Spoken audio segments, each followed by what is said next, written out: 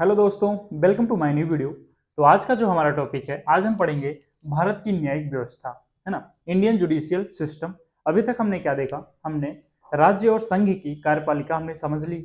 आज हम देखेंगे भारत की न्यायिक व्यवस्था क्या होती है। ठीक है, तो जो हमारी भारत की न्यायिक व्यवस्था है, इसके मूलतः दो लक्षण है ना, दो लक्षण है भारत की न्यायिक व्यवस्था के। जो हमारा पहला लक्षण है कि स्वतंत्र एवं निष्पक्ष न्यायपालिका, कि जो हमने न्यायपालिका अपनाई हुई है वो निष्पक्ष और स्वतंत्र अपनाई हुई है। कैसे स्वतंत्र? कि इसमें विधायिका और कार्यपालिका से स्वतंत्र है। इसमें जो हमारी न्यायपालिका है उसमें ना तो विधायिका और ना ही कार्यपालिका का हस्तक्षेप नहीं होता है। ठीक है, अगर ये कोई भी कार्य कर रही है, मान लीजिए हमारे जो न्यायालय है कोई भी कार्य कर रहे हैं, उसमें विधायिका और न्यायपालिका या अपने कार्यपालिका को कोई भी हस्तक्षेप नहीं कर सकता है। क्यों? रोक टोक नहीं लगा सकता है न्यायपालिका के ऊपर कि आप ये काम नहीं कर सकते, या उनसे पूछताछ नहीं कर सकता है। तो सबसे बड़ा हमारा कौन होता है? न्यायिक व्यवस्था हमारी होती है। न्यायपालिका बड़ी होती है, विधायिका और कार्यपालिका से कोई भी हस्तक्षेप नहीं कर सकता। लेकिन हमने जब देखा था कि जब हम कार्यपालिका पढ़ रहे थे तो हमने क्या देखा था कि जो न्यायालय है वो हस्तक्षेप कर सकता है, कार्यपालिका के कार्यों पे हस्तक्षेप कर सकता है। ठीक है, लेकिन ये हमारा स्वतंत्र है, न्यायपालिका स्वतंत्र है, और जो ये निर्णय लेता है वो निष्पक्ष लेता है ना। अगर ये निष्पक्ष नहीं लेता तो जो हमारे राज्य हैं, बहुत सारे राज्य हैं, है ना, राज्य हैं, तो जो अपने केस, जो उनको कोई भी अगर केंद्र के प्रति उनका जो कार्य केंद्र कर रहा है उनको नहीं पसंद आ रहा है और उनको कोई केस करना हुआ, तब वो जाएंगे नहीं, है ना, डरेंगे। अगर वो निष्पक्ष नहीं हुआ, अगर वो केंद्र के कहने पे चलने लग गई न्यायपालिका, तो भैया राज्य का तो कल्याण होना नहीं है ना। क्योंकि अगर केंद्र में कोई दूसरी पार्टी बैठी है और राज्य में कोई दूसरी पार्टी है तो उसकी बात सुनेगी नहीं। तो राज्य केस भी नहीं कर सकता, वो तो डरेगा कि भैया अगर मैं केस भी कर रहा हूँ तो जो अपना न्यायालय है तो निर्णय भी केंद्र की झुकाव की तरफ देगा, है ना, उसका जो झुकाव होगा वो केंद्र की तरफ होगा। लेकिन जो हमारा न्यायपालिका है वो हमेशा निष्पक्ष है, हमने स्वतंत्र रूप से उसे चुना है, वो स्वतंत्र है, वो अपने रूप से कार्य कर सकती है, और उस पर विधायिका और कार्यपालिका का कोई भी जोर नहीं होता है, वो उनसे मुक्त होती है, स्वतंत्र होती है। ठीक है, ये हो गया जो हमने अपनाई है स्वतंत्र और निष्पक्ष कार्यपालिका, न्यायपालिका, सॉरी। और क्या होता है कि जो हमारे न्यायिक व्यवस्था है, हमारे भारत की जो न्यायिक व्यवस्था है, और जो हमारे न्यायाधीश होते हैं, है ना, मुख्य न्यायाधीश या न्यायाधीश, उन पे अगर उनके आचरण की बात की जाए, है ना, जो हमारे संसद के ऊपर सांसद होते हैं, हमारे विधायक होते हैं, उनको क्या होते हैं? उंगली उठती है कि इनका जो आचरण है वो गलत है, गंदा है, इन्होंने ये कार्य किया है, क्यों किया है। तो ऐसा संविधान में लिखा गया है कि जो भारत के न्यायिक व्यवस्था, जो न्यायाधीश होंगे, उनके आचरण पर संसद या राज्य विधानमंडल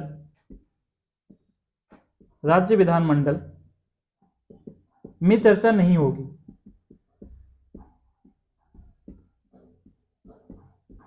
ठीक है, संविधान में क्या लिख दिया गया कि कोई भी न्यायाधीश हो, है ना, कोई भी किसी भी न्यायाधीश के आचरण पर चर्चा संसद या राज्य विधानमंडल में नहीं होगी। संसद मतलब एक केंद्र का हो गया, है ना, केंद्र का हो गया, राज्य का मतलब तो राज्य विधानमंडल। तो दोनों में इसके बारे में चर्चा नहीं हो सकती कि कौन सा न्यायाधीश गलत है, कौन सा न्यायाधीश सही है, इसके बारे में कोई भी चर्चा नहीं होगी।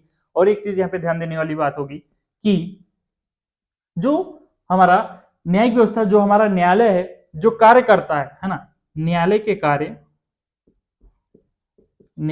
कार्य पर भी चर्चा नहीं हो सकती, चर्चा नहीं होगी। और चर्चा कहां नहीं होगी? तो वही सेम संसद और राज्य विधानमंडल में, है ना। कोई भी ये उनसे नहीं पूछ सकता आप ये कार्य क्यों कर रहे हो। और न्यायालय से जो हमारी राज्य विधानमंडल या संसद है, वो कोई भी हस्तक्षेप उनके कार्य में नहीं कर सकती है, ना ही उनके कार्यों को लेकर कोई भी संसद या राज्य विधानमंडल में कोई चर्चा भी नहीं हो सकता है। तो आप इसको ध्यान रखिएगा, पीरी में बहुत ज्यादा पूछा जाता है, तो इसको आप इस पॉइंट को आप ध्यान रखिएगा। और एक पॉइंट जो पीरी के लिए वेरी इंपॉर्टेंट है कि जो इनका आय होता है ना, आय या वेतन बोलते हैं, वेतन भत्ते, ये भारत के संचित निधि पर, हमने संचित निधि पढ़ रखी है ना, संचित निधि पर भारित होते हैं। और भारित क्या होता है ये भी हमने पढ़ रखा है, अच्छी तरह से मैंने बताया हुआ है। ये क्या होता है? संचित निधि पर भारी होते हैं कि इनके जो वेतन है वो कभी भी घटाया जा सकता है ना। अगर स्थिति गड़बड़ आ गई तो इनकी जो वेतन है वो घटाया भी जा सकता है, और ये लाभ का पद धारण नहीं कर सकते हैं। और संचित निधि हम जानते ही हैं, इस पे जिसका कंट्रोल होता है तो संसद का कंट्रोल होता है संचित निधि पे। तो संचित निधि पे भारित होते हैं इनके जो आय और वेतन भत्ते होते हैं। अगर आपसे प्री में पूछ लिया जाता है कि जो भारत के न्यायाधीश होते हैं इनका जो आय है, वेतन है, वो किस पे भारित होता है, तो भारत के संचित निधि पर भारित होता है। ठीक है, संचित निधि पर भारित होता है। इसलिए हम कह सकते हैं जो इसका पहला लक्षण हमने देखा कि स्वतंत्र एवं निष्पक्ष न्यायपालिका होती है। इस पे किसी का जोर नहीं चलता, चाहे वो विधायिका हो चाहे वो कार्यपालिका है, दोनों से स्वतंत्र होता है। इस पे विधायिका और कार्यपालिका का कोई भी हस्तक्षेप नहीं होता है। और जो न्यायाधीश होते हैं उनके आचरण पर, है ना, उनके आचरण पर कोई भी चर्चा नहीं हो सकती, चाहे वो संसद हो चाहे वो राज्य विधानमंडल, दोनों में इसके बारे में चर्चा नहीं की जा सकती। और जो न्यायपालिका कार्य कर रही है, जो न्यायालय कार्य कर रही है, उसके कार्य के विषय पर भी, है ना, जो कार्य कर रही है उसके कार्य के विषय पर भी चर्चा नहीं की जा सकती संसद और राज्य विधानमंडल में, है ना। उस पर कोई रोक टोक नहीं है कि उनसे ये नहीं आप पूछ सकते कि ये संसद या राज्य विधानमंडल में कोई भी चर्चा नहीं हो सकती कि जो कार्य कर रहा है न्यायपालिका या न्यायालय तो क्यों कर रहा है ना, क्या कारण है, वो कारण भी नहीं देता, नहीं ये पूछ सकते हैं। ठीक है, और जो इनके आय वेतन भत्ते होते हैं वो भारत के संचित निधि के पर भारित होते हैं। ठीक है, ये बहुत इंपॉर्टेंट था, इसको आप ध्यान रखिएगा। और जो हमारा दूसरा लक्षण है, चलिए हम देखते हैं दूसरे लक्षण के बारे में चलते हैं कि जो हमारा दूसरा लक्षण है क्या है, एकीकृत न्यायपालिका। दूसरा लक्षण क्या है, एकीकृत न्यायपालिका है। अभी क्या होता है एकीकृत न्यायपालिका क्या होता है, तो इसमें दो पार्ट है ना, कि हमारा संघ और केंद्र। क्योंकि मैंने बताया है कि संविधान में केंद्र नहीं लिखा गया, बोलचाल की भाषा में हम लोग केंद्र बोलते हैं, लेकिन संविधान में संघ लिखा गया है, इसलिए मैंने दोनों लिख दिया है कि कंफ्यूजन ना हो। कि संघ और केंद्र में कौन होता है, उच्चतम न्यायालय होता है।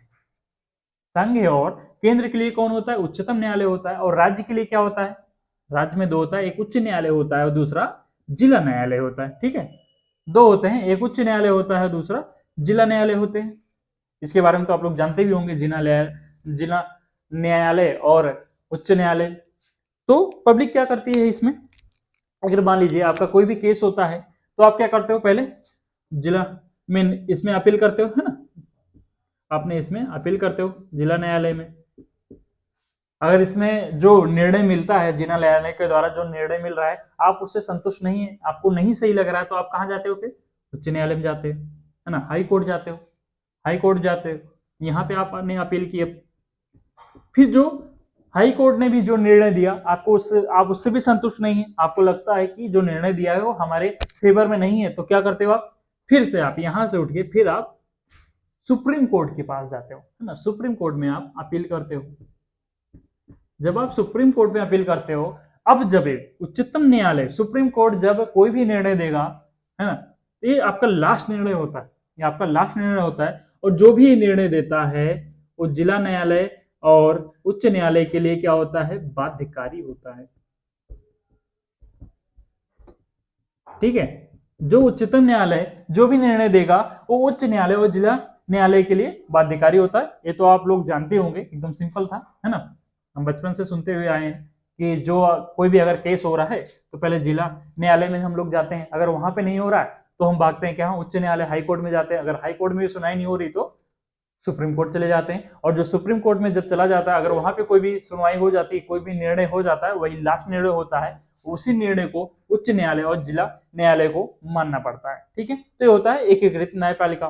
तो अब हम बारी बारी से पढ़ेंगे, बारी बारी से हमको पढ़ना है उच्चतम न्यायालय के बारे में, उच्च न्यायालय के बारे में और जिला न्यायालय के बारे में। हम तीनों के बारे में पढ़ेंगे कि जो हमारा क्वेश्चन आता है कि उच्चतम न्यायालय आखिरकार है कहाँ, है ना, पहला क्वेश्चन हमारे दिमाग में तो यही बनता है कि आखिरकार उच्चतम न्यायालय है कहाँ और इसमें कितने न्यायाधीश होते हैं, दूसरा क्वेश्चन, और इनकी नियुक्ति कैसे की जाती है, इनका कार्यकाल क्या होता है। तो बहुत सारे क्वेश्चन माइंड में आता है और यहाँ से क्वेश्चन भी बहुत सारे पूछे जाते हैं ना, उच्चतम न्यायालय से, उच्च न्यायालय से, जिला न्यायालय से। तो यहाँ से प्री से क्वेश्चन आता है, मेन से भी क्वेश्चन आता है, तो बहुत इंपॉर्टेंट है।